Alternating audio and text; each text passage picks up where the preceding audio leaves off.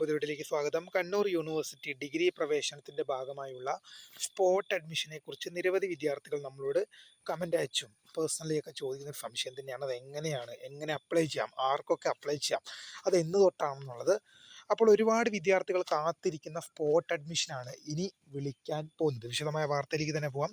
ആദ്യമായിട്ട് ചാനൽ കാണുന്ന വിദ്യാർത്ഥി സുഹൃത്തുക്കളുണ്ടെങ്കിൽ തീർച്ചയായും മറക്കണ്ട, സബ്സ്ക്രൈബ് ചെയ്ത് കൂടെ പ്രത്യേകം ശ്രദ്ധിക്കുക. സബ്സ്ക്രൈബ് ചെയ്യുന്ന നോട്ടിഫിക്കേഷൻ ബെല്ലേക്കുള്ള ഓപ്ഷൻ എനേബിൾ ചെയ്യുക. ചാനലിലൂടെ വീഡിയോസ് നിങ്ങൾക്ക് ഉപകാരപ്രദമാകുന്നുണ്ടെങ്കിൽ തീർച്ചയായും ഒന്ന് ലൈക്കും കൂടി ചെയ്യുക.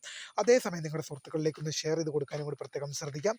അതുപോലെ തന്നെ നമ്മുടെ ചാനൽ വാട്സപ്പ് ചാനൽ ജോയിൻ ചെയ്യാൻ ആഗ്രഹിക്കുന്നത് അതിൽ വാട്സപ്പ് ചാനൽ ജോയിൻ ചെയ്യുക. അപ്പോൾ നമുക്ക് നേരെ വളരെ പ്രധാനമറിക്കുന്ന വാർത്തയിലേക്ക് നടക്കാം.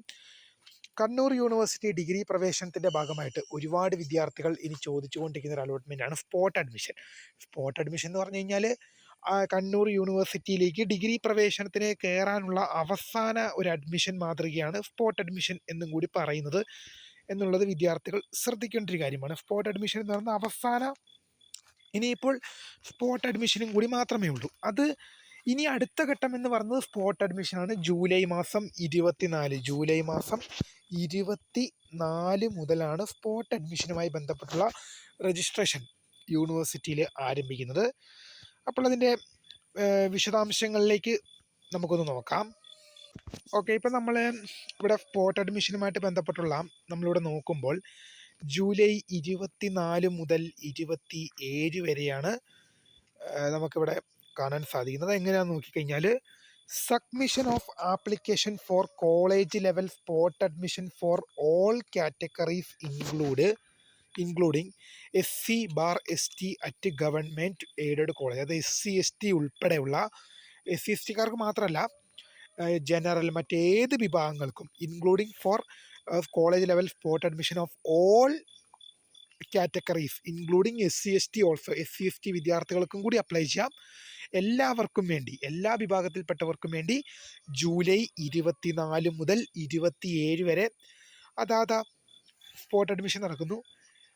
ഇതെങ്ങനെയാണ്, ഇതിൻ്റെ കോളേജിൽ ചെന്നിട്ട് നമ്മൾ ആപ്ലിക്കേഷൻ കൊടുക്കണോ അതോ ഓൺലൈനായിട്ട് വെച്ചാൽ മതിയോ എന്ന് കൃത്യമായി പറയുകയാണെങ്കിൽ അതിൻ്റെ സർക്കുലർ വന്നാലേ പറയാൻ പറ്റൂ. സർക്കുലർ നാളെയോട് കൂടിയിട്ടെങ്കിലും യൂണിവേഴ്സിറ്റി സൈറ്റിൽ പ്രസിദ്ധീകരിക്കും. നാളെയോടുകൂടി യൂണിവേഴ്സിറ്റി സൈറ്റിൽ ഉണ്ടാകും എന്നുള്ള കാര്യമാണ് നമ്മൾ പറയുന്നത്. അത് വന്നു കഴിഞ്ഞാൽ തീർച്ചയായും അറിയിക്കും. ജൂലൈ 24 മുതൽ 27 വരെയാണ് സ്പോട്ട് അഡ്മിഷനായിട്ട് അപ്ലൈ ചെയ്യേണ്ടത്.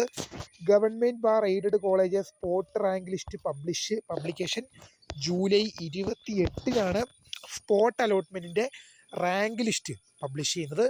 ഈ റാങ്ക് ലിസ്റ്റ് പ്രകാരം ജൂലൈ 29 മുതൽ ജൂലൈ 31 വരെയുള്ള തീയതികളിൽ അഡ്മിഷൻ നടക്കുമെന്നാണ് പ്രൊസീജിയർ അറിയിച്ചിരിക്കുന്നത്. നിലവിൽ ഇപ്പോൾ അഡ്മിഷൻ ഷെഡ്യൂൾ പ്രകാരം പറയുന്നത്.